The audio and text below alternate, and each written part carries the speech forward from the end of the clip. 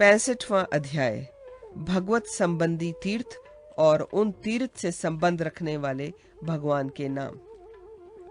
भरद्वाज जी बोले, सूत जी, अब मैं आपसे भगवान विष्णु के गुप्त तीर्थों का उन तीर्थों से संबंध रखने वाले भगवान के गुप्त नामों का वर्णन सुनना चाहता हूँ। कृपया आप उन पाप नाशक नामों के मेरे समक्ष वर्णन कीजिए। सूत जी बोले, एक समय मंदराचल पर विराजमान शंख चक्र गदाधारी देवदेव भगवान विष्णु से श्री ब्रह्मा जी ने पूछा। ब्रह्मा जी बोले, सुर श्रेष्ठ, हरे, मुझे तथा मुक्ति चाहने वाले अन्य नए भक्तों को किन किन क्षेत्रों में जाकर आपका विशेष रूप से दर्शन करना चाहिए।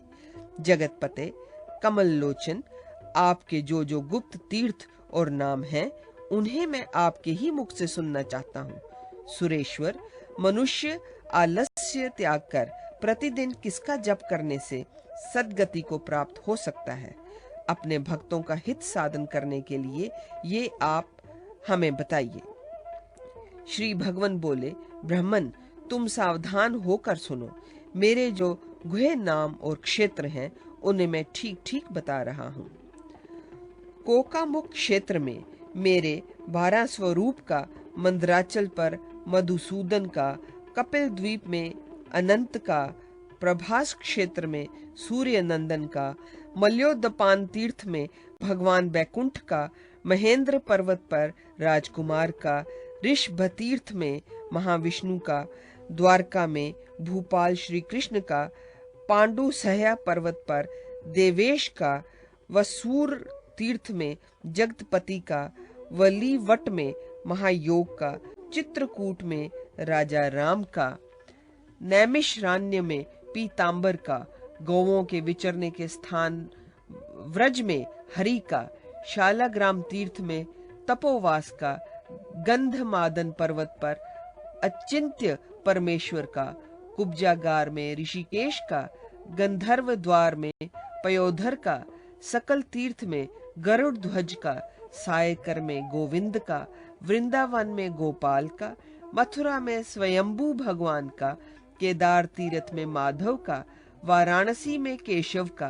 पुष्कर तीर्थ में पुष्कराक्षक का,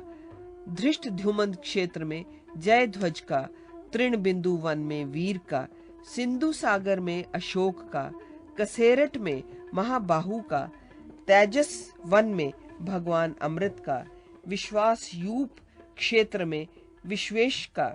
महावन में नरसिंह का, हलंगर में रिपुहर का, देवशाला में भगवान त्रिविक्रम का, दशपुर में पुरुषोत्तम का, कुब्ज कर तीर्थ में वामन का, वितस्ता में विद्याधर का, वाराह तीर्थ में धरणीधर का, देवादुरुवन में गुह्य का, कावेरिटी तट पर नागाशाई का, प्रयाग में योग मूर्ति का, पेयोष्टि तट पर सुदर्शन का, कुमार तीर्थ में कौमार का, लोहित में हयग्रीव का, उज्जैनी में त्रिविक्रम का, लिंगकूट पर चतुर्भुज का और भद्रा के तट पर भगवान हरिहर का दर्शन करके मनुष्य सब पापों से मुक्त हो जाता है। इसी प्रकार कुरुक्षेत्र में विश्वरूप का, मणिकुंड में हलायुद्ध का, अयोध्या में लोकनाथ का, कुंडिनपुर में कुंडिनेश्वर का, भांडार में वासुदेव का, चक्र तीर्थ में सुदर्शन का, अन्य तीर्थम में विष्णुपद का, शूकर क्षेत्र में भगवान शूकर का, मानस तीर्थ में ब्रह्मेश का, दंडक तीर्थ में श्यामल का, त्रिकूट पर्वत पर नाग मोक्ष का, मेरु के शिखर पर भास्कर का, पुष्प भद्रा के तट पर विरज का, केरल तीर्थ में बाल रूप भगवान का, विपाशा के तट पर भगवान यशकर का, महिष मतिपुरी में हुतशान का, क्षीर सागर में भगवान पद्मनाभ का, विमल तीर्थ में सनातन का, शिव नदी के तट पर भगवान शिव का, गया में गदाधर का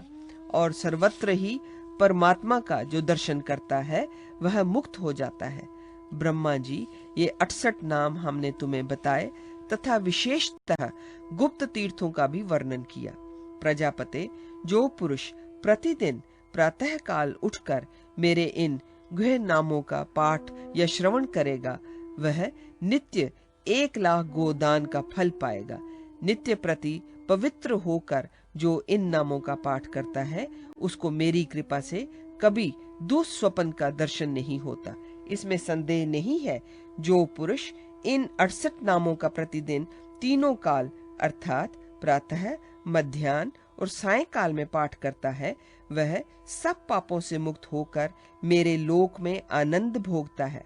सभी मनुष्यों और विशेषतः वैष्णवों को चाहिए कि यथाशक्ति पूर्वोक्त तीर्थों का दर्शन करें। जो लोग ऐसा करते हैं, उन्हें मैं मुक्ति देता हूँ। सूत जी कहते हैं, जो पुरुष सदा और विशेषतः हरिवासर, एकादशी या द्वादशी को भगवान विष्णु की पूजा करके उनके सामने खड़ा हो भगवत स्मरण पूर्वक इस स्तोत्र का पाठ करता है, वह विष्णु के अमृत पदक को प्राप्त कर लेता है।